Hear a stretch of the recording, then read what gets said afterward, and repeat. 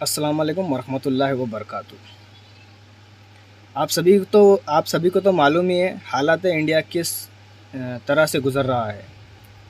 पहले बाबरी मस्जिद हुई, बाबरी मस्जिद के बाद ज्ञानवापी मस्जिद का मुद्दा आया। ज्ञानवापी में उन लोगों को शिवलिंग नज़र आ रहा है और वो मुद्दा अभी केस में चालू भी है। तभी नुपुर शर्मा, जो एक भयानक मुंह से हगने वाली औरत है, उसने मोहम्मद सल्लल्लाहु अलैहि वसल्लम के शान में गुस्ताखी की। गुस्ताखी करने के बाद इंडिया में बवाल मच गया। इंडिया में नहीं, यहाँ तक कि Iran, Kuwait, Qatar, Saudi Arabia, इन सब देशों में बवाल मच गया और इन सब देशों में इंडिया की सारी चीज़ों को बायकॉट कर दिया गया। अब उसे लगा कि अब मुझे गुज़रने के लिए कोई रास्ता नहीं है, तो उसने एक स्टेटमेंट जारी किया। वो स्टेटमेंट में उसने ये कहा कि उसने वो सारी बातें किसी किताब से पढ़ी है। जब उसका स्टेटमेंट गोदी मीडिया ले रहा था, जब उसको वहाँ पर बुलाकर उसका स्टेटमेंट ले रहा था गोदी मीडिया, तब गोदी मीडिया ने ये क्यों नहीं पूछा उससे कि भाई तुमने किस किताब में पढ़ा है, कौन सी किताब है, कौन सी किताब का कौन सा अध्याय है, कौन सा सबक है, कौन सा धड़ा है, कौन सा पेज है। इन सब सारी चीज़ों को तो गोदी मीडिया ने पूछा नहीं। गोदी मीडिया का काम क्या है? गोदी मीडिया का काम सिर्फ एक ही चीज़ है कि ज्ञानवापी मस्जिद।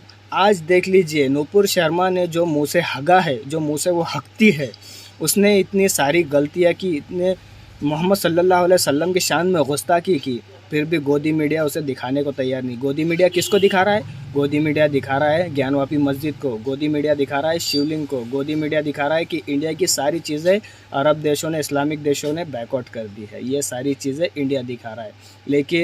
लेकिन गोदी मीडिया ये कभी नहीं दिखाएगा कि नुपुर शर्मा ने किस तरह से मुंह से हगा है। उसको इस मुंह से हगना नहीं चाहिए था। ये गोदी मीडिया कभी नहीं दिखाएगा, क्योंकि उसे मालूम है अगर गोदी मीडिया ने ये दिखाया तो उन सब की तो वाट लग जाएगी। इसीलिए गोदी मीडिया नुपुर शर्मा के बारे में कुछ नहीं दिखाएगा। गोदी मीडिया जानता है अगर हमने ज़रा सी भूल कर दी तो उन्हें गोदी पप्पा उठाकर इंडिया से बाहर भी फेंक सकते हैं। ये वो न्यूज़ एंकर्स जानते हैं, ये न्यूज़ चैनल्स जानते हैं। दोस्तों, मैं आपसे कहूँगा कि आप जितना हो सके उतना प्रोटेस्ट कीजिए, इस मुंह से हगने वाली को जल्द से जल्द अरेस्ट करवाइए। दोस्तों, ये सारी चीज़ें आज हो रही है, इससे ज़्यादा हो सकती है अगर इनकी ज़बानें ना काटी गई, अगर इनके खिलाफ़ प्रोटेस्ट ना किया गया, अगर इनके खिलाफ़ एफआईआर दर्ज ना की गई। ये सारी चीज़ें अब इंडिया में ये गोदी मीडिया दिखा रहा है कि Iran, Kuwait, Qatar, Saudi Arabia, ये सब एकजुट हो गए और इन्होंने इंडिया की सारी चीज़ें बायकॉट कर दिए। और नौजवान क्या कह रहे हैं कि इंडिया के जो इस्लामिक कंट्रीज़ के उन सब चीज़ों को बायकॉट कीजिए। अरे तुझे मुंबई में दादर जाने के लिए पैसे नहीं है और तू कतर का बायकॉट कर रहा है। तुझे इतना सा भी अकल नहीं है। कम पढ़े लिखे लोगों की हालात यही है कि उन्हें कुछ पता नहीं होता है। वो मुँह से हक तो देते हैं, बाद में परेशानी उन्हीं को हो जाती है।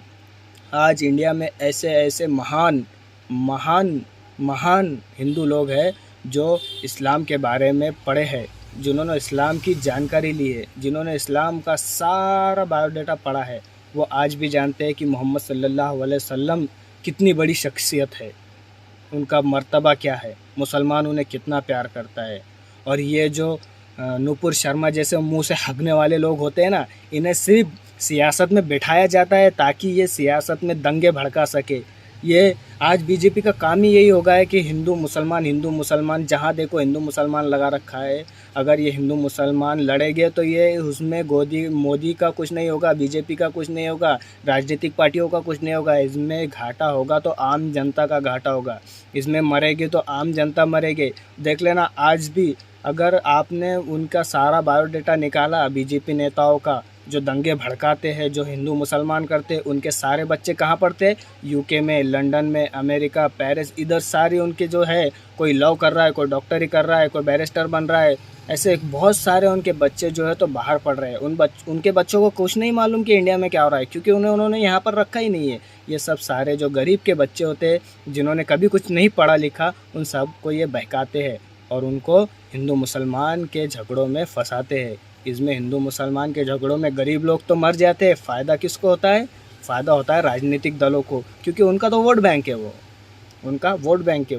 उसमें फ़ायदा होता है बीजेपी नेताओं को, इसमें फ़ायदा होता है राजनीतिक दलों को।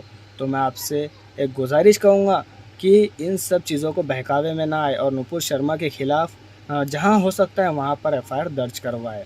अस्सलाम वालेकुम, मैं आसिफ अली, मिलता हूँ कोई नई वीडियो के साथ। तब तक के लिए इस चैनल को सब्सक्राइब करके वीडियो को लाइक कर देना और वीडियो को शेयर ज़रूर कीजिएगा। अस्सलाम वालेकुम।